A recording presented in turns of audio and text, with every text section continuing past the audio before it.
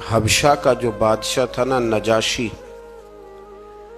اس نے جب اپنے دربار میں مسلمانوں کو بلایا اور بلا کر کے اس نے کہا کہ مجھے وہ کلام، وہ کتاب سناؤ جو تمہارے رسول علیہ السلام پر نازل ہوئی ہے، تو حضرت جناب جعفر طیار رضی اللہ تعالیٰ عنہ نے کچھ آیات پڑھ کے اسے سنائیں۔ تو قرآن مجید نے اس واقعے کا بیان پہلی آیت میں فرمایا ہے، فرمایا وَإِذَا سَمِعُوا مَا أُنزِلَ إِلَى الرَّسُولِ، جب وہ سنتے رہے وہ جو ہم نے اتارا تھا اپنے رسول کی طرف، تَرَىٰ أَعْيُنَهُمْ تَفِيضُ مِنَ الدَّمْ، تو فرمایا تو دیکھے گا کہ ان کی آنکھوں سے آنسو چھلک پڑے۔ جب انہوں نے وہ سنا جو ہم نے اپنے رسول علیہ السلام پر نازل کیا تھا، تو آپ دیکھتے ہیں کہ ان کی آنکھوں سے آنسو چھلک پڑے۔ کیوں چھلک پڑے؟ مما عرفوا من الحق، اس لیے کہ انہوں نے حق کو پہچان لیا تھا، انہوں نے حق کو پہچان لیا۔ سارے دربار پہ سناٹا چھا گیا، نجاشی بھی رونے لگا، وہاں جو راہب بیٹھے تھے وہ بھی رو پڑے، اور اس مذہب کے جتنے پیروکار تھے ان سب کی آنکھوں میں آنسو آ گئے، اور انہوں نے کہا کیا؟ یقولون، وہ کہنے لگے ربنا آمنا، اے رب ہم ایمان لے آئے، فاکتبنا مع الشاہدین، تو ہمیں لکھ دے اسلام کی گواہی دینے والوں میں۔ تو سب سے پہلی آیہ کریمہ ہی جو ہے وہ اس بات کی طرف دلالت کرتی ہے کہ جب حق جان کر کوئی آدمی اللہ کی کتاب کی، قرآن مجید کی تلاوت کرے گا، حق جان لے گا، اس تک پہنچ جائے گا، اور جب جان لے گا نا حق تو دل روشن ہو جائے گا، تو پھر اللہ تعالیٰ اسے دل کی نرمی عطا کرے گا، اس کی آنکھوں میں آنسو آ جائے گا۔ اس لیے صحابہ کرام علیہم رضوان کی جماعتوں میں سے جب بھی کوئی شخص قرآن مجید پڑھتا تھا تو وہ رو پڑتے تھے۔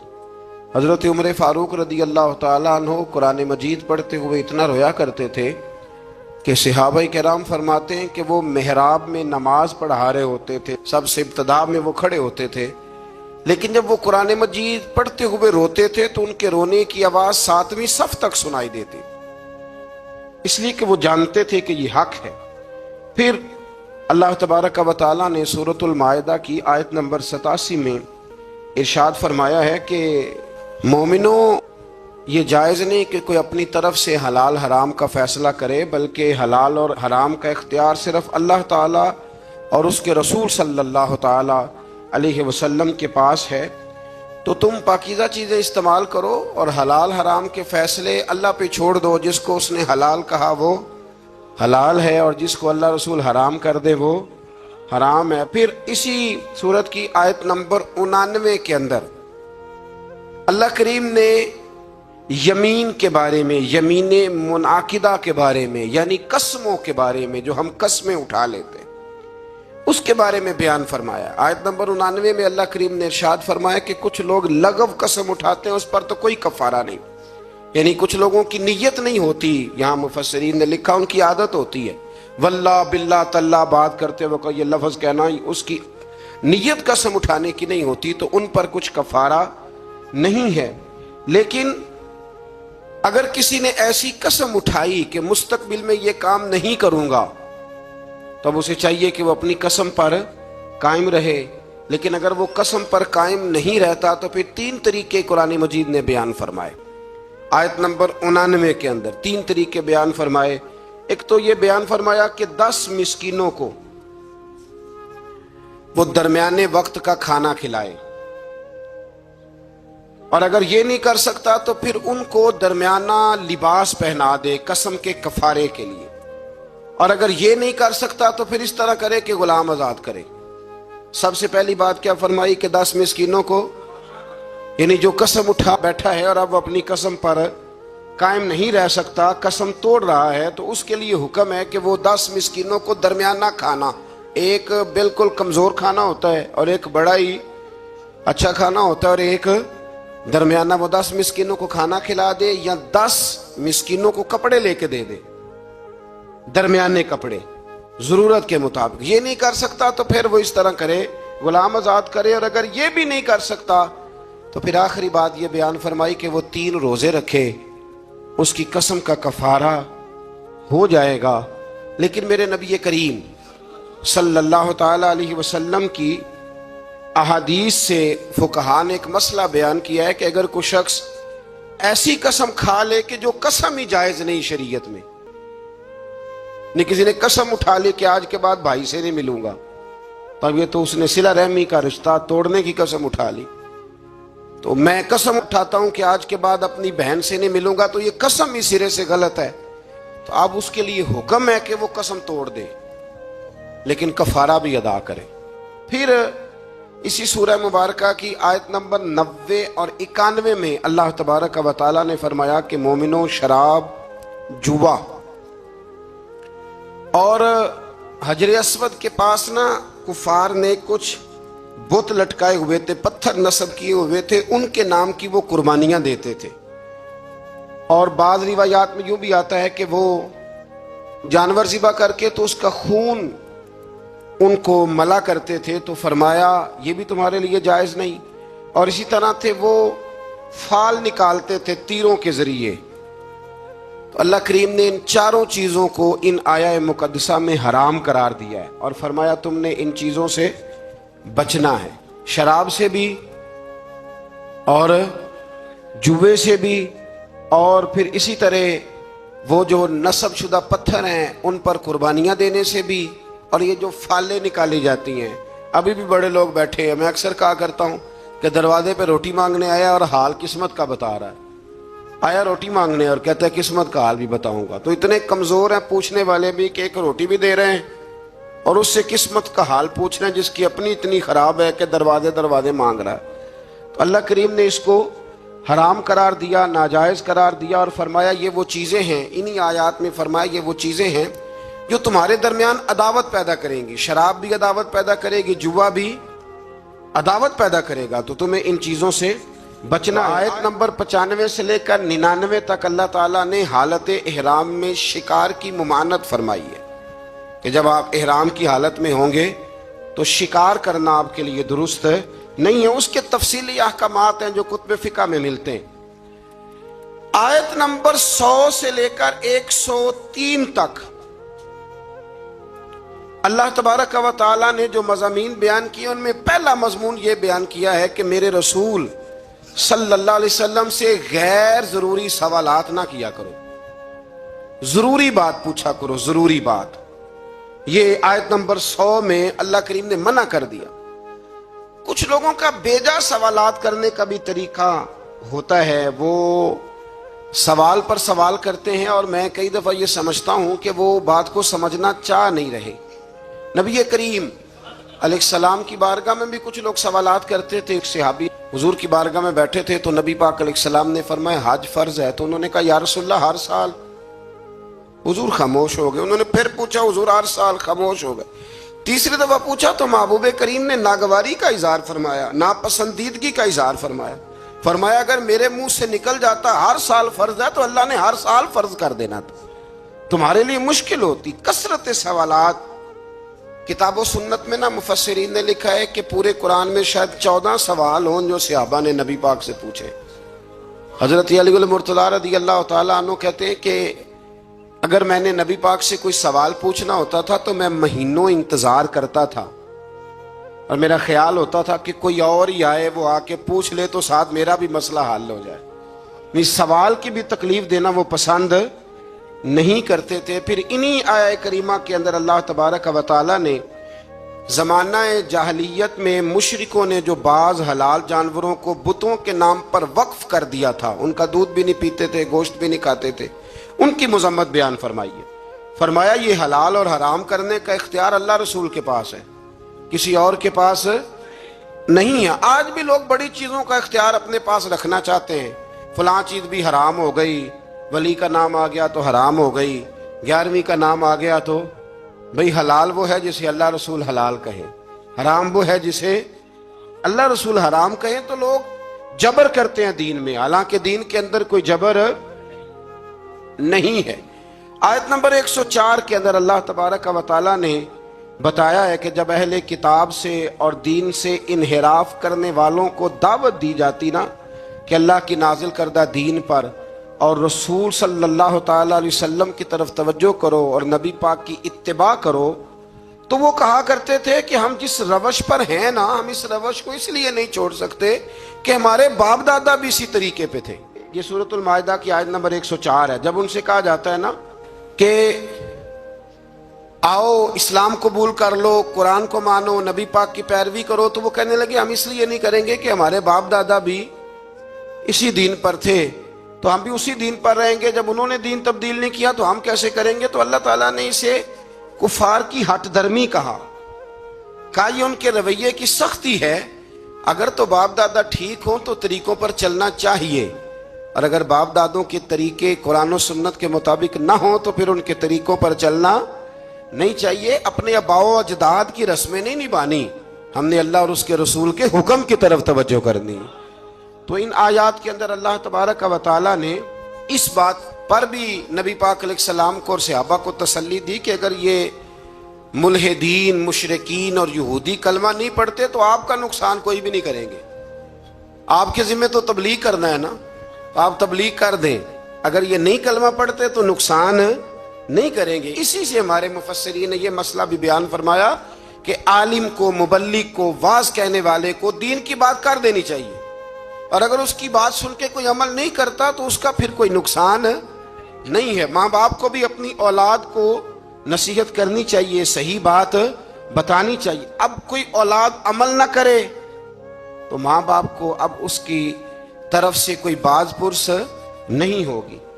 آیت نمبر 106 کے اندر ارشاد فرمایا کہ جب تم وصیت کرنے لگو نا اپنی اولاد کے لیے یا پیچھے مال چھوڑ کے جانے والوں کے لیے، تو تم گواہ مقرر کر لیا کرو تاکہ کوئی تنازع کھڑا نہ ہو۔ گواہ مقرر کرو، اللہ کریم نے حکم ارشاد فرمایا۔ لیکن بعض مفسرین نے یہ بھی لکھا ہے ان آیات کے حوالے سے کہ جب سے احکام وراثت نازل ہو گئے، اللہ نے خود بیان کر دیا کہ بیٹے کا اتنا ہے، بیٹی کا اتنا ہے، بیوی کا اتنا ہے، بھائی کا اتنا ہے، ماں باپ ہوں زندہ تو پھر ان کا اتنا ہے، تو اب یہ آیات ویسے ہی منسوخ ہو گئی ہیں، اب وصیت کرنے کی کوئی ضرورت موجود نہیں رہی، بات ہی ختم ہو گئی۔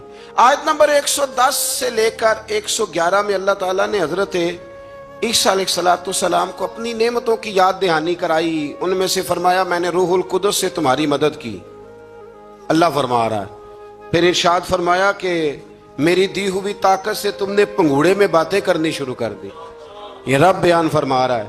پھر فرمایا میں نے تمہیں کتاب و حکمت دی، تورات اور انجیل کی تعلیم دی۔ پھر اللہ تبارک و تعالیٰ نے حضرت موسیٰ کو جو معجزات عطا فرمائے ان کا بھی ذکر فرمایا۔ فرمایا اذن الہی سے آپ مٹی سے پرندہ بنا کر اس میں جان ڈال دیتے تھے، مادر زاد اندھوں اور برس کے مریض شفا یاب ہو جاتے تھے، مردوں کو زندہ کر دیتے تھے، اور بنی اسرائیل کی جو ایذا رسانیاں تھی، تکلیفیں تھی، ان سے بھی اے عیسیٰ ہم نے آپ کو بچایا تھا۔ ان ساری باتوں کا ذکر فرمایا۔ اور پھر آیت نمبر 112 میں اس بات کا بھی ذکر کیا کہ عیسیٰ علیہ السلام کے حواریوں نے ان سے یہ التجا کی تھی کہ اللہ تبارک و تعالیٰ کی بارگاہ میں یہ عرض کریں کہ آسمانوں سے ہمارے لیے تیار کھانا نازل کرے، یعنی کھانا اور وہ بھی تیار، اللہ تیار کھانا ہمارے لیے نازل کرے، اس سے ہم کھائیں گے، ہمیں قلبی اطمینان ہوگا۔ تو عیسیٰ علیہ السلام نے دعا کی کہ اے اللہ، اے ہمارے پروردگار، ہم پر آسمان سے نہ کھانا نازل فرما تاکہ وہ ہمارے اگلوں کے لیے بھی عید کا دن بن جائے اور پچھلوں کے لیے بھی عید کا دن بن جائے۔ کھانا نازل ہو جس دن، اس دن عید منا لینی چاہیے، تو جس دن نبی پاک دنیا میں تشریف لائیں، یعنی کھانا آ جائے تو عید بن سکتی ہے۔ سورۃ المائدہ پڑھ رہا ہوں، روٹی آئے تو عید بن سکتی ہے، اور اگر اللہ کے رسول تشریف لائیں تو ہمارے بزرگ تو کہتے ہیں نثار تیری چہل پہل پر ہزاروں عید ربیع الاول، سوائے ابلیس کے جہاں میں سبھی تو خوشیاں منا رہے ہیں۔ اس کے بعد اللہ تعالیٰ نے اگلی آیات میں نا بنی اسرائیل پر، نصارہ پر، عیسائیوں پر حجت قائم کی ہے، دلیل، اور کمال کی بات ہے یہ وہ آیات ہیں کہ جن میں بندے کی روح نعرہ لگانے کو پہنچتی ہے، اور ایسی دلیلیں ہیں کہ جن سے انسان صحیح معنوں میں جوش اختیار کرتا ہے۔ اللہ کریم نے نصارہ کو فرمایا کہ اے عیسیٰ، نصارہ کو حجت قائم کرنے کے لیے فرمایا اے عیسیٰ، کہ آپ نے لوگوں کو یہ کہا تھا کہ مجھے اور میری ماں کو اللہ کے سوا خدا بنا لینا؟ اللہ کریم نے حضرت عیسیٰ علیہ السلام سے کہا۔ فرمایا یہ جو کہتے ہیں کہ حضرت عیسیٰ اللہ کے بیٹے ہیں تو آپ نے کہا تھا؟ تو یقیناً پھر جواب یہی ہے کہ جناب عیسیٰ نے کہا نہیں تھا۔ تو جناب عیسیٰ اگر یہاں کہہ رہے ہیں کہ میں نے نہیں کہا تو قیامت میں بھی وہ یہی کہیں گے۔ تو پھر جو باطل نظریات والے لوگ ہیں، باطل نظریات والے، اسی طرح کا معاملہ آج کل بزرگوں کے ساتھ ہوتا ہے۔ بزرگوں نے کہا تھا کہ ہمارے جو مزارات ہوں گے ان پہ آ کے تم لکی رانی سرکس لگا لینا، کہا کسی بزرگ نے، وہاں کے میلے ٹھیلے کرنا۔ بلکہ ہمارے ایک بڑے معتبر عالم ہیں، انہوں نے ایک بات سنائی، وہ میرے دل میں بیٹھ گئی۔ کہنے لگے کہ ایک بہت بڑے عالم تھے تو ان کا شاگرد کسی آستانے پہ مرید تھا، تو وہ جب جانے لگا نا عرس پہ حاضری دینے کے لیے، تو وہ استاد صاحب کہنے لگے بیٹے وہاں غیر شرعی حرکتیں ہوتی ہیں، تم نے کیا جانا ہے بزرگوں کے دربار پہ، تم رہ نہیں دو، نہ جاؤ۔ بچے نے ضد کی کہ نہیں میرے ابا جی کا بھی پیر خانہ ہے، میرے دادا جی کا بھی تو میں نے جانا ہے۔ تو استاد صاحب نے نا ایک رکا لکھ کے دیا، فرمانے لگے بیٹے جب وہاں پہنچو نا بزرگوں کی قبر پہ رکھ دینا، پڑھنا نہیں، اور واپس آنا تو اٹھا کے لانا۔ انہوں نے جواب کیا دیا ہے؟ وہ نوجوان کہتا ہے کہ میں نا وہ رکا لے کے گیا، ابھی میں رستے میں ہی تھا کہ ایک بابا جی نا بڑے نورانی چہرے والے درخت کے نیچے بیٹھے ہوئے تھے، تو میں تو اپنی مستی میں گزر رہا تھا، تو بزرگوں نے میرا نام لے کے مجھے بلایا، اور میں نے جب ان کی طرف توجہ کی تو میرا نام ہی نہیں میرے ابا جی کا نام بھی بتا دیا انہوں نے۔ کہتے مجھے کہنے لگے ادھر آ بیٹے، پتر ادھر آ۔ میں قریب گیا تو کہنے لگے وہ رکا لا جو تیرے استاد نے دیا ہے۔ کہتے میں روب اتنا طاری ہوا کہ میں بول ہی کوئی نہ سکا، رکا میں نے بابا جی کو دے دیا۔ کہنے لگے پتر عرس پہ جا، فارغ ہو کے نا واپس جانا تو رکا مجھ سے لے جانا۔ کہتے ہیں میرے پہ اور روب طاری ہوا، عرس کیا دیکھنا تھا، میں تو پریشانی میں ہی رہا۔ واپس آیا تو بابا جی تھے، میں نے وہ رکا لیا، تو جا کے میں نے رکا استاد جی کو دیا۔ جب میرے مفتی صاحب نے وہ رکا پڑھا تو ان پر اتنا سحر طاری ہوا کہ بے ہوش ہی ہو گئے۔ کچھ دیر کے بعد ہوش آیا، نارمل لائف میں جب وہ آئے عام روٹین کی زندگی میں، تو میں نے ان سے کہا کہ حضرت صاحب میں بڑا دیانتدار شاگرد ہوں، میں نے جاتی دفعہ بھی نہیں پڑھا کہ آپ نے کیا لکھا ہے، اور جو جواب آیا وہ بھی نہیں پڑھا، لیکن آپ کا بے ہوش ہونا، بزرگوں کا ملنا میری سمجھ میں نہیں آتا، کچھ سمجھا دیں۔ تو کہتے ہیں کہ وہ استاد مجھ سے کہنے لگے کہ بیٹا وہ جو بزرگ تجھے ملے تھے نا وہ دراصل وہی تھے جن کے تو عرس پہ گیا تھا۔ تو وہ رکا انہوں نے اس لیے لے لیا، میں نے رکے پہ لکھا تھا کہ بابا جی اگر آپ اتنے ہی طاقت والے ہیں تو یہ غیر شرعی حرکتیں ہوتی ہیں تو آپ روکتے کیوں نہیں، میں نے رکے پہ لکھا تھا۔ تو کہتے ہیں بابا جی نے جواب دیا ہے کہ غیر شرعی حرکتیں ہوتی ہیں تو ہم تو نکل کے سائیڈ پہ بیٹھ جاتے ہیں۔ اسی لیے تو لوگ کہتے ہیں دربار پہ گئے تھے تو جو دعا مانگی ہے وہ قبول نہیں ہوئے، بابا تو وہاں تھا ہی نہیں، وہ تو سائیڈ پہ ہو گیا، وہ تو تھے ہی نہیں، وہ تو نکل آئے کہ تم ہمیں تنگ کرتے ہو لہذا ہم جا رہے ہیں۔ فرمایا بزرگ تو مزار چھوڑ کے چلے جاتے ہیں اس لیے کہ وہ اللہ کے رسول کی شریعت کے پورے، اور کہتے ہیں آپ بے ہوش کیوں ہوئے؟ تو کہنے لگے بے ہوش اس لیے ہوا تھا کہ بابا جی کہنے لگے مولانا ہم پہ اعتراض نہ کرو، جب تک ہم زمین کے اوپر تھے منع کرنے کی ڈیوٹی ہماری تھی، اب ہماری ڈیوٹی نہیں، اب تمہاری ڈیوٹی ہے، تم اپنا کام پورا کرو، تم ڈیوٹی ادا کرو۔ بیٹھ کے وہاں طنز کر رہے ہو کہ یہ کیوں ہو رہا ہے تو وہ کیوں ہو رہا ہے۔ تو حضرت عیسیٰ علیہ السلام نے کسی کو کہا نہیں کہ تم میری عبادت کرو یا معاذ اللہ میری ماں کو رب مانو، تو قیامت کے دن بھی وہ یہی کہیں گے کہ یا اللہ میں نے انہیں کہا نہیں تھا۔ تو جب لوگ اپنی طرف سے چیزیں بنانے لگتے ہیں پھر خرابی پیدا ہوتی ہے۔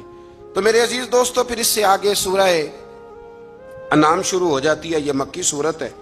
اس صورت کے بالکل آغاز میں اللہ تبارک و تعالی نے اپنی قدرت کا بیان فرمایا ہے کہ اس نے آسمان، زمین، ظلمت اور نور کو پیدا کیا، اس نے انسان کو مٹی سے پیدا کیا، پھر اس کے لیے ایک مدت حیات اور قیامت کا وقت مقرر فرمایا۔ لیکن کافر پھر بھی اپنے رب کے ساتھ شریک ٹھہراتے ہیں اور اس کی قدرت کے بارے میں شک میں مبتلا ہوتے ہیں، حالانکہ وہ ظاہر اور باطن اور انسان کے ہر عمل کو جاننے والا ہے۔ منکروں کا ایک شعار ہے، یہ طریقہ ہے کہ اللہ کی قدرت کی نشانیاں آنے کے باوجود بھی اس پہ غور نہیں کرتے، توجہ نہیں کرتے۔ اللہ تعالیٰ فرماتا ہے تم سے پہلے بھی کئی قوموں کو ہم نے زمین میں اقتدار دیا تھا، ان پر موسلا دھار بارشیں برسائی تھی، ان کے لیے باغات کے نیچے نہریں جاری کی تھی، لیکن جب انہوں نے گناہ بہت زیادہ کیے تو پھر ان گناہوں کی سزا کے طور پر ہم نے انہیں ہلاک کر دیا۔ सारी नेमतों से नवाजा, लेकिन जब वो बाज ना आए तो फिर उनकी सजा बनती थी। अल्लाह तबारक व तआला ने एक अजीब अंदाज में एक बात को हरफ आखिर के तौर पर काफिर और मुशरिक के बारे में अल्लाह करीम ने ना एक वाज़ेह दलील, बय्यन दलील, आयत नंबर 7 में, सूरह अनाम 7वां पारा, आयत नंबर 7 में फरमाया कि काफिरों का हाल तो यह है कि अगर लिखी हुई किताब इनके पास उतारी जाए, लिखी हुई पूरी ऊपर से उतरे और ये अपने हाथों से छू के देख भी ले तो फिर भी ईमान नहीं लाएंगे।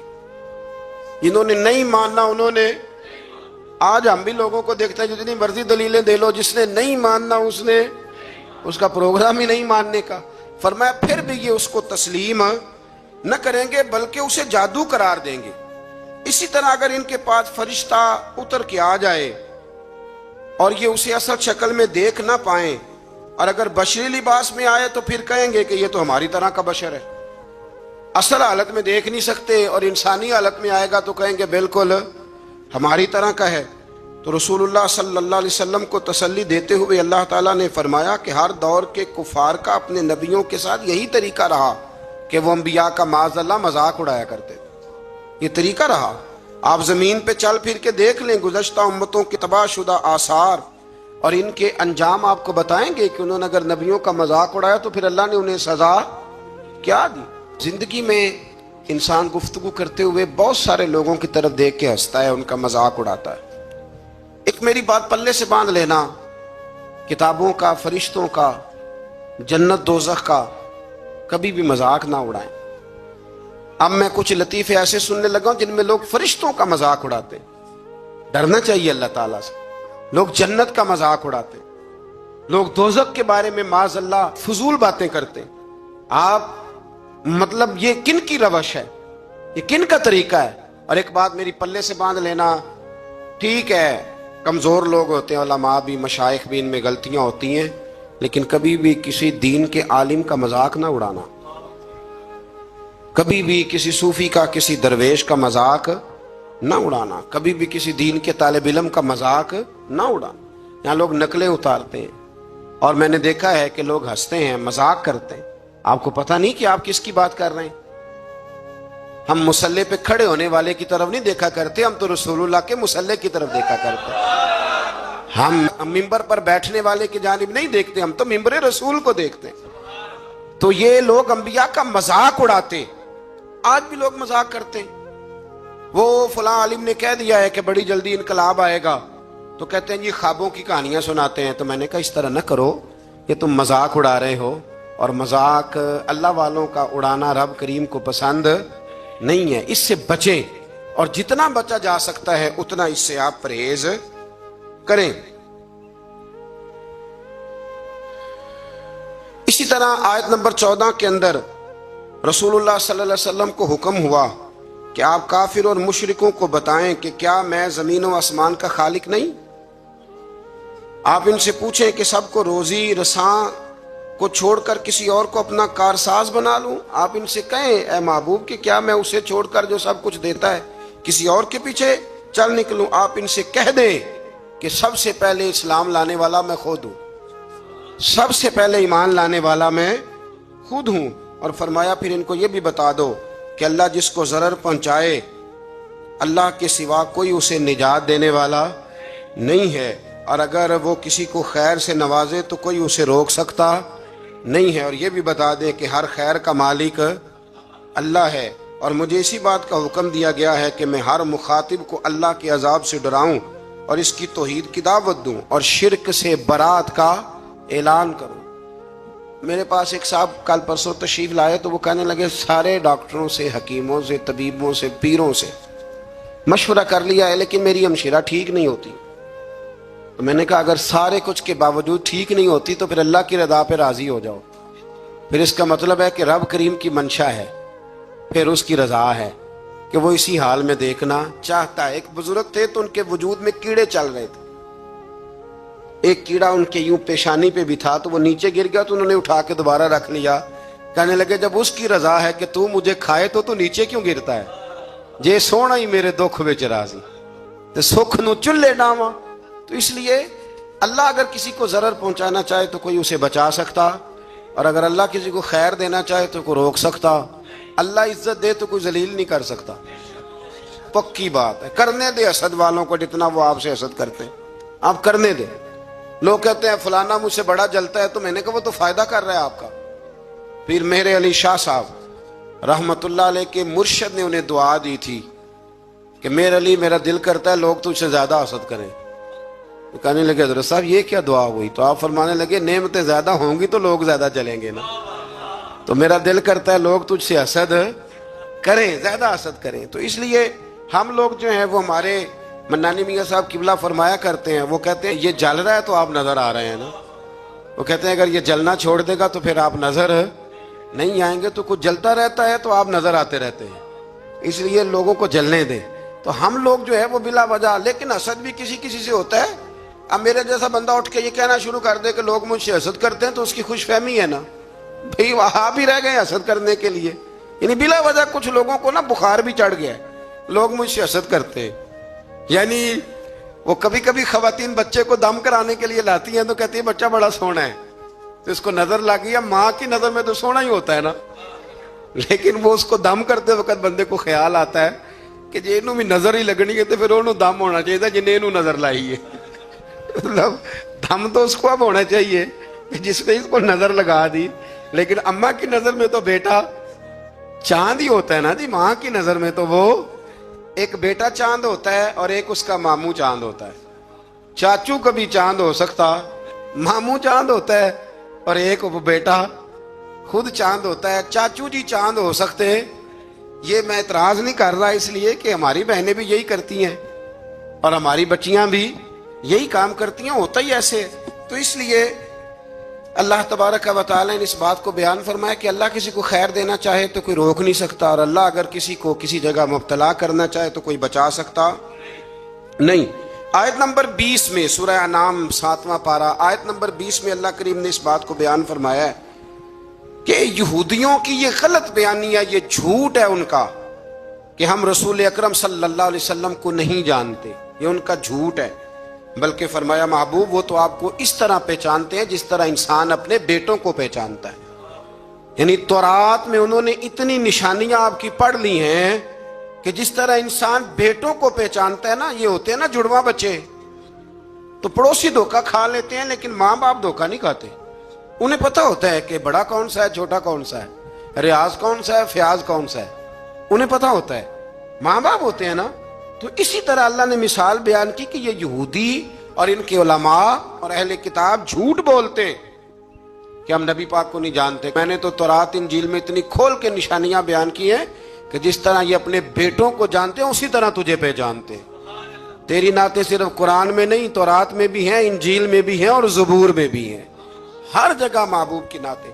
آیت نمبر 22 میں اللہ کریم نے فرمایا کہ قیامت کے دن ہم مشرکوں کو جمع کریں گے اور پوچھیں گے کہ تمہارے وہ باطل معبود اب کہاں ہیں، تو پھر وہ اپنے ماضی کو جھٹلائیں گے، پھر وہ اس کو غلط قرار دیں گے۔ آیت نمبر 25 میں اللہ تعالیٰ فرماتا ہے منکرین آپ کی بات کو توجہ سے سنتے ہیں لیکن ان کی بدعمالیوں کے سبب ان کے دلوں پر پردے پڑے ہوئے ہیں اور ان کے کانوں میں بندش ہے۔ اس کا مطلب یہ ہے کہ وہ سنتے تو ہیں لیکن یہ سننا ان کے لیے نفع بخش نہیں ہوتا، وہ ہٹ دھرمی سے حق کو رد کر جاتے ہیں۔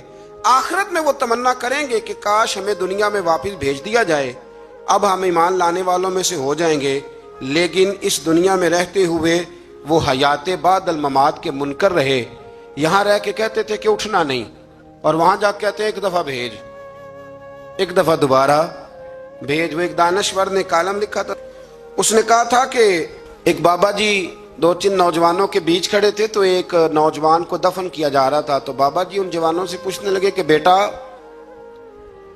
اس کی کیا خواہش ہوگی، اب یہ کیا سوچتا ہوگا جو قبر میں جا رہا ہے؟ تو وہ نوجوان کہنے لگے بابا یہ سوچتا ہوگا کہ اگر مجھے زندگی مل جائے تو مسجد میں ہی رہوں گا، غریبوں کی مدد کروں گا، ماں باپ کا حکم مانوں گا، 5 نمازیں پڑھوں گا، روزانہ قرآن پاک پڑھوں گا، درود پاک پڑھوں گا، یہی تو اس کی نیت ہوگی اور کیا ہو سکتی ہے؟ تو بزرگ کہنے لگے بیٹے اسے تو اب موقع نہیں مل سکتا پر تمہیں تو ملا ہوا ہے نا، اسے تو نہیں مل سکتا تو تمہارے پاس تو ہے نا، تو مہربانی کرو تم یہ کام کرنے شروع کر دو جو تمہارے خیال میں یہ اب سوچ رہا ہے۔ اسی طرح سے آیت نمبر 31 میں اللہ تبارک و تعالی نے اس بات کا بھی ذکر فرمایا ہے کہ اللہ تعالیٰ نے فرمایا کہ انہوں نے اللہ کے حضور پیش ہونے کی حقیقت کو جھٹلایا اور وہ اپنی بدعمالیوں کا بوجھ اپنی پیٹھوں پر اٹھائے ہوئے ہیں، اور جب اچانک قیامت آ پہنچے گی تو کہیں گے ہائے افسوس، ہم نے بہت کوتاہی کی۔ اسی طرح جب اچانک موت آئے گی تو پھر بھی لوگ کہیں گے ہائے ہم نے بڑی کوتاہی کی۔ رسول اللہ صلی اللہ علیہ وسلم کو تسلی دیتے ہوئے اللہ تعالیٰ نے فرمایا آپ غمگین نہ ہو، یہ آپ کو نہیں جھٹلا رہے بلکہ یہ اللہ کی آیتوں کا انکار کر رہے ہیں۔ حبیب تیرا نہیں انکار کر رہے، میری باتوں کا انکار کر رہے ہیں معاذ اللہ۔ اور آپ سے پہلے بھی رسولوں کو جھٹلایا گیا، انہوں نے صبر کیا۔ اگر اللہ تعالیٰ چاہتا تو سب کو جبراً بھی ہدایت پر جمع فرما دیتا، لیکن بندے کو اختیار دے کر آزمایا ہے اور جزا اور سزا کا نظام قائم کیا ہے۔ یہی اللہ کی حکمت ہے۔ اگر وہ چاہتا تو جبراً بھی سب کو ہدایت مل سکتی تھی، دے سکتا تھا، لیکن اس نے لوگوں کو آزمایا ہے۔ آیت نمبر 38 میں اللہ تبارک و تعالیٰ نے ارشاد فرمایا کہ زمین پر چلنے والے حیوان اور فضاؤں میں اڑنے والے پرندے تمہاری طرح مخلوق ہیں۔ جب قیامت آئے گی اور اللہ کا عذاب نگاہوں کے سامنے ہوگا، پھر یہ مشرک بھی ایک ہی رب کو پکاریں گے۔ اور آیت نمبر 44 میں فرمایا قوموں کی طبیعت اور گمراہی سے ہدایت پر گامزن کرنے کے طریقے اور ہدایت کو بھول جانے اور بطور آزمائش ان کے رزق میں فراوانی اور ان کی نعمتوں پر اترانے اور اچانک پکڑے جانے کا ذکر کر کے فرمایا بھول نہ جانا، اگر میں نعمتیں دے کے کھلی چھٹی دیتا ہوں نا تو جب پکڑتا ہوں تو اچانک پکڑ بھی لیا کرتا ہوں، پکڑ لیتا ہوں۔ بڑے بڑے مالدار پکڑے گئے کہ نہیں پکڑے گئے؟ بڑے بڑے رئیس جو اٹھتے تھے تو ساری دنیا کھڑی ہو جاتی تھی، پھر ختم ہو گئے نا معاملات۔ اللہ تبارک و تعالیٰ نے ان ساری باتوں کا یہاں ذکر فرمایا۔ آیت نمبر 46 اور 50 اور پھر 50 سے آگے ہوا یہ کہ نبی کریم علیہ السلام کی بارگاہ میں نا قریش مکہ آئے اور کہنے لگے کہ یا رسول اللہ صلی اللہ علیہ وسلم، دل بڑا کرتا ہے کہ ہم بھی آپ کے پاس بیٹھیں اور آپ سے دین کی باتیں سنیں، لیکن جو آپ کے پاس غریب لوگ بیٹھے ہوتے ہیں نا، بلال حبشی، عمار بن یاسر، خبیب، یہ ماڑے ماڑے لوگ، ان کا معیار نہیں ہمارے معیار کے ساتھ، تو آپ اس طرح کریں ہمیں کوئی تھوڑا الگ سے وقت دیں۔ یہ آپ کو آیت نمبر 52 میں تفصیل ملے گی، سورہ انعام آپ پڑھیں گے نا تو یہ تفصیل ملے گی۔ آپ نا ہمیں تھوڑا سا الگ سے وقت دیں، وقت دیں آپ۔ یہ ہوتا ہے، میں نے دیکھا ہے، اللہ معاف کرے، اب تو خانقاہوں آستانوں پہ بھی ہوتا ہے کہ امیروں کے لیے افطاریاں الگ ہوتی ہیں اور غریبوں کے لیے الگ ہوتی ہیں، کہ تھوڑا سا وقت دیں الگ سے، ہم بھی دین کی بات سنیں۔ یہ ماڑے ماڑے لوگ بیٹھے ہوتے ہیں تو ہمارا معیار نہیں۔ نبی کریم علیہ السلام نا بڑی خواہش رکھتے تھے کہ غریب بھی کلمہ پڑھ جائیں اور امیر بھی کلمہ پڑھ جائیں، تو نبی کریم کے دل میں خیال آیا کہ وقت دینا چاہیے، تھوڑا سا وقت ان کے لیے الگ کر لیتے ہیں۔ جب حضور کے دل میں خیال آیا تو اللہ تعالیٰ نے قرآن نازل کر دیا، ارشاد فرمایا وَلَا تَطْرُدِ الَّذِينَ يَدْعُونَ رَبَّهُمْ بِالْغَدَاةِ وَالْعَشِيِّ يُرِيدُونَ وَجْهَهُ، فرمایا محبوب انہیں اپنے پاس سے دور نہ ہٹانا جو صبح بھی اپنے رب کو پکارتے ہیں اور شام بھی اپنے رب کو پکارتے ہیں۔ اور فرمایا پکارتے کس لیے ہیں؟ یریدون وجہ، یہ اس لیے نہیں پکارتے کہ انہیں کوئی دنیاوی لالچ ہے، یہ اس کی رضا کے لیے اسے پکارتے۔ تو میرے رسول کریم علیہ السلام نے فرمایا بھئی میرے رب کا حکم آ گیا، بیٹھنا تو بیٹھو، نہیں بیٹھنا تو نہ بیٹھو، لیکن میرے ساتھ بلال حبشی ضرور بیٹھے گا، عمار بن یاسر ضرور بیٹھے گا، صہیب رومی ضرور بیٹھے گا۔ فرمایا یہ غرباء مساکین میرے گرد ضرور بیٹھیں گے، یہ ضرور بیٹھیں گے۔ میں نے تو یہ رنگ بھی دیکھا ہے اپنی مختصر سی زندگی میں کہ لوگ کہتے ہیں مسجد کی کمیٹی کا صدر بھی کوئی چودھری ہونا چاہیے، یعنی مسجد اور مدرسے کی کمیٹی کا صدر بھی کوئی چودھری ہونا چاہیے، کوئی نام ہونے چاہیے، کوئی لکھنا چاہیے، کوئی ایسے کریں کوئی ویسے کریں۔ اور چھوڑے میاں آپ کس کام لگے ہوئے ہیں؟ اگر مسجد اللہ کا گھر ہے نا تو وہ بانی جائے گا۔ آپ چھوڑیں آپ کن چکروں میں پڑے ہوئے ہیں، آپ یہ دیکھیں کہ مسجد میں جھاڑو صحیح کر کے کون دیتا ہے، توجہ صحیح کر کے کون کرتا ہے۔ اللہ ہمیں سمجھنے کی توفیق عطا فرمائے۔ پھر آگے آیت نمبر 59 میں اللہ کریم نے فرمایا کہ غیب کی کنجیاں اسی کے پاس ہیں، اور اس کے سوا اس کا کوئی جاننے والا نہیں ہے، اور خشکی اور سمندر میں اور وہ درخت سے گرنے والے ہر پتے کو بھی جانتا ہے، اور زمین کی تاریکیوں میں ہر دانے کو بھی جانتا ہے۔ تار اور خشک ہر چیز لوح محفوظ پہ اس نے لکھ دی ہے۔ اور آیت نمبر 60 میں فرمایا نیند اور بیداری کے تسلسل کے جاری رہنے اور میعاد مقرر پر مرنے اور اللہ کی طرف لوٹنے کے بیان کو یہاں بیان کر کے بھی اللہ نے اپنی قدرت کی علامات کو بیان فرمایا۔ اب یہاں کچھ لوگ فٹافٹ مانا کر دیتے ہیں کہ دیکھو جی اللہ نے خود ہی کہہ دیا نا کوئی غیب نہیں جانتا۔ تو میں پیچھے آپ کو بتایا ہوں نا کل کہ اللہ کریم فرماتے ہیں کہ سورہ آل عمران کے اندر کہ میں عام لوگوں کو غیب پر اطلاع نہیں دیتا، لیکن اپنے رسولوں میں سے جس کو چن لیتا ہوں۔ یہاں فرمایا کہ کوئی نہیں جانتا، تو اس کا معنی یہ ہے کہ از خود کوئی نہیں جانتا، لیکن اگر اللہ بتا دے تو پھر کوئی جاننے والا جان لیتا ہے۔ آیت نمبر 61 میں فرمایا کہ اللہ تعالیٰ اپنے بندوں پر غالب ہے اور ان پر نگرانی کرنے والے فرشتے بھیجتا ہے، اور جب کسی کی موت کا وقت آ جائے تو فرشتے کسی کوتاہی کے بغیر اس کی روح قبض کر لیتے ہیں۔ وقت آ جائے تو فرشتے کسی کا انتظار، ہم البتہ فرشتے کے آنے کا انتظار کرتے رہتے ہیں، لیکن فرشتہ انتظار نہیں کرتا، جب آتا ہے تو پھر لے کے جاتا ہے۔ آیت نمبر 68 میں گمراہ کن عقائد کے حامل لوگوں کی صحبت سے بچنے کا حکم ہے کہ جن کے عقیدے برے ہوں ان کے پاس نہ بیٹھو، ان کے قریب نہ جاؤ۔ حضرت عبداللہ ابن عمر رضی اللہ تعالیٰ عنہ کو بتایا گیا تھا کہ یہ شخص جو ہے یہ تقدیر کا صرف منکر ہے، خیر شر والی تقدیر کا یہ منکر ہے، باقی ساری چیزوں کو مانتا ہے۔ تو جناب عبداللہ ابن عمر نے فرمایا یہ تو سلام لینے کے قابل بھی نہیں۔ ہم اس شخص کے ساتھ اٹھے بیٹھیں گے جو دین کی ہر بات کو مانے، ہر جز کو مانے، جو مصطفیٰ کریم علیہ السلام کی ذات کو بھی مانے اور میرے نبی کی شان کو بھی مانے، حضور کی صفات کو بھی مانے۔ ایسے تھوڑی بات ہے کہ وہ چند باتوں کا ذکر کرے اور باقی سب چیزوں کو وہ چھوڑ جائے۔ آیت نمبر 74 سے لے کر 81 تک اللہ تعالیٰ نے حضرت ابراہیم علیہ السلام کا ذکر فرمایا ہے۔ بڑے پیارے ہیں یہ نبی اللہ کو، حضرت ابراہیم کا ذکر فرمایا، اور اللہ نے فرمایا ابراہیم کو یقین کامل عطا کرنے کے لیے ہم نے انہیں آسمانوں اور زمینوں کی بادشاہی دکھائی، یعنی کائنات کے نظام کے اسرار اور حکمتیں بتائیں، اور حضرت ابراہیم نے مظاہر پرست قوموں کو حکمت کے ساتھ اصلاح کرنے اور مظاہر کائنات کے فانی ہونے اور اللہ کی توحید کے دلائل سے ثابت کرنے کے لیے پھر یہ طریقہ اختیار کیا کہ رات کی تاریکی چھا گئی تو انہوں نے ایک روشن ستارے کو دیکھا اور دیکھ کے فرمانے لگے یہ میرا رب ہے۔ پھر جب وہ ڈوب گیا تو فرمانے لگے میں ڈوبنے والوں کو پسند نہیں کرتا۔ بڑا جملہ ہے یہ اللہ کے نبی کا، اور قرآن نے بیان فرمایا میں ڈوبنے والوں کو پسند، جس کا رب بھی ڈوب گیا وہ خود بچے گا۔ پھر فرماتے ہیں کہ پھر جگمگاتے ہوئے چاند کو دیکھا تو کہا کیا یہ میرا رب ہے؟ لیکن جب وہ بھی ڈوب گیا تو ابراہیم علیہ السلام نے فرمایا اگر میرا رب مجھے ہدایت نہ دیتا تو میں گمراہوں میں سے ہو جاؤں گا۔ پھر سورج کو چمکتے ہوئے دیکھا تو کہا کیا یہ میرا رب ہے؟ یہ تو ان سے بڑا ہے، یعنی تارے سے بھی بڑا ہے اور چاند سے بھی، یہ رب ہے۔ لیکن جب وہ بھی ڈوب گیا تو ابراہیم علیہ السلام نے کہا ہے میری قوم میں تمہارے شرک سے بیزار ہوں، ڈوبنے والوں کو معبود بناتے ہو، آؤ میں تمہیں اس رب کا گویا پتہ دوں جسے نہ اونگ آتی ہے نہ نیند آتی ہے، جو حی بھی ہے اور قیوم بھی ہے، آؤ تمہیں ادھر لے چلوں۔ لیکن ان کی قوم جھگڑالو تھی، اس قوم نے اس بات کو تسلیم نہ کیا۔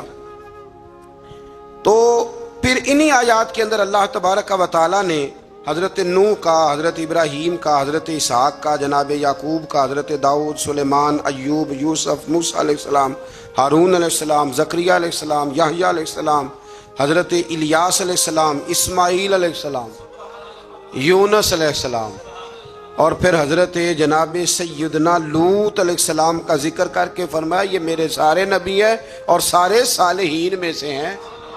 یہ بڑے نیک لوگ تھے، یہ بڑے پاک صاف لوگ تھے، ان نبیوں کے نام آئے ہیں قرآن پاک میں تو ان کا نام لینا بھی عبادت ہے، لیکن یہ صالح لوگ، تو اس کا مطلب ہے صالح لوگوں کا ذکر کرنا یہ رب کریم کا طریقہ ہے۔ اللہ تبارک و تعالیٰ نے آیت نمبر 91 میں ایک بات کی ہے جو بڑی سمجھنے والی ہے۔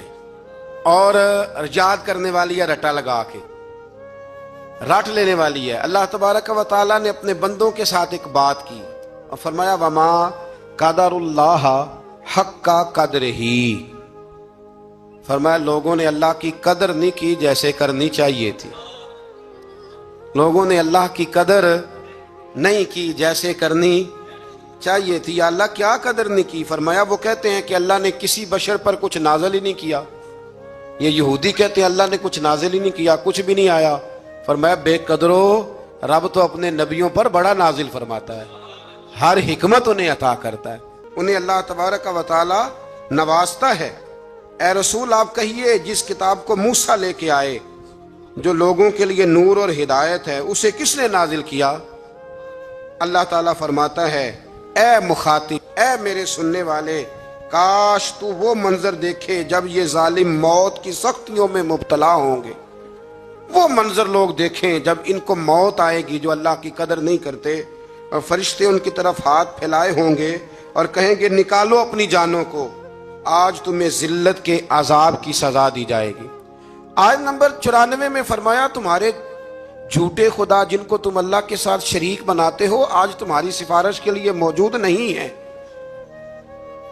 اور تم ہمارے پاس اکیلے ہی آئے ہو جیسا کہ ہم نے تمہیں پہلی مرتبہ پیدا کیا تھا، اور تم سب کچھ دنیا میں چھوڑ کے آئے ہو اور سارے رشتے ٹوٹ گئے اور توقعات ختم ہو گئی۔ جھوٹوں کے جھوٹے پیچھے نہیں جائیں گے، لیکن سچے رسول کے ماننے والوں کے سچے رسول قیامت میں بھی سفارش کریں۔ آیت نمبر 95 میں اللہ کریم نے فرمایا بے شک اللہ تعالیٰ دانے اور گٹھلی کو پھاڑنے والا ہے، وہ زندہ کو مردے سے نکالتا ہے اور مردوں کو زندے سے۔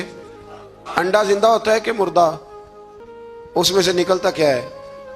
زندہ، حالانکہ انڈا زندہ نہیں ہوتا، اور کئی دفعہ زندہ عورت ہوتی ہے لیکن جب بچہ جنتی ہے تو وہ مردہ ہوتا ہے۔ فرمایا تم دیکھتے نہیں، یہ اللہ کی حکمتیں ہیں، یہ اس کی قدرتیں ہیں۔ آیت نمبر 98 میں پھر اللہ کریم نے ایک بار اس بات کو بیان فرمایا کہ ہم نے تمہیں ایک جان سے پیدا کیا ہے، ایک جان سے تمہیں پیدا کیا۔ آیت نمبر 100 میں فرمایا کہ مشرکوں نے جنات کو جو اللہ کی مخلوق ہے اللہ کا شریک ٹھہرایا ہے اور اس کی طرف بیٹے اور بیٹیوں کی نسبت کی ہے، حالانکہ وہ اس سے پاک ہے، وہ آسمانوں اور زمینوں کا بنانے والا ہے۔ بیوی اور اولاد کی نسبت سے اللہ پاک ہے۔ لم یلد ولم یولد ولم یکن لہ کفوا احد۔ ہم جب پڑھتے تھے نا تو ایک بزرگ تشریف لائے ملتان شریف سے، تو ایک اسٹوڈنٹ کو کھڑے ہو کے کہنے لگے بتا اللہ کی تعریف کر، اللہ کون ہے؟ کہنے لگا اللہ ایک ہے، حالانکہ یہ بھی اس کی تعریف ہے کہ اللہ وحدہ لا شریک، یہ بھی تعریف ہے، لیکن وہ بچوں کو سمجھانے کے لیے فرمانے لگے حضرت جبریل کتنے ہیں؟ کہنے جی ایک، تو فرمانے لگے یہ تم نے کیا تعریف کی، اللہ ایک ہے۔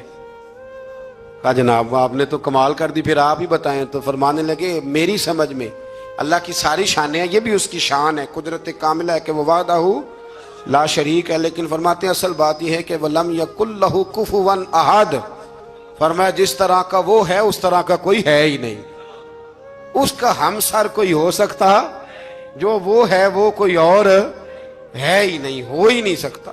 اللہ اکبر۔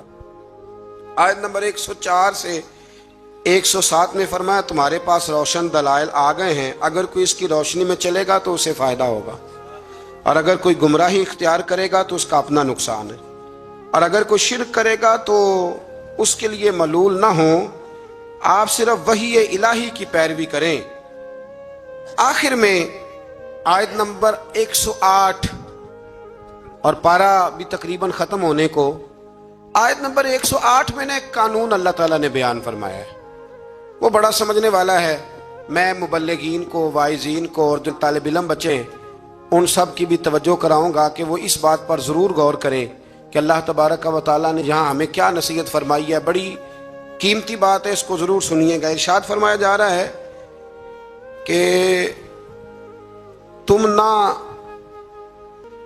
ان لوگوں کو برا نہ کہو جن کو مشرک اللہ کے علاوہ پوجتے ہیں، تم انہیں برا، بتوں کو برا نہ کہو۔ اور رب کریم نے فرمایا جب تم ان کے بتوں کو برا کہو گے تو ایسا نہ ہو کہ وہ زیادتی اور ظلم کی وجہ سے معاذ اللہ رب کریم کے بارے میں کوئی بے ادبی کر دے۔ ان کے جھوٹے خداؤں کو تم برا کہو گے تو ہو سکتا ہے وہ تمہارے سچے کو برا کہے. تو فرمایا تم اس طرح کرو کہ تم تبلیغ ضرور کرو، بات ضرور کرو، لیکن ان کو برا نہ کہو. آج رویہ یہ بن گیا ہے.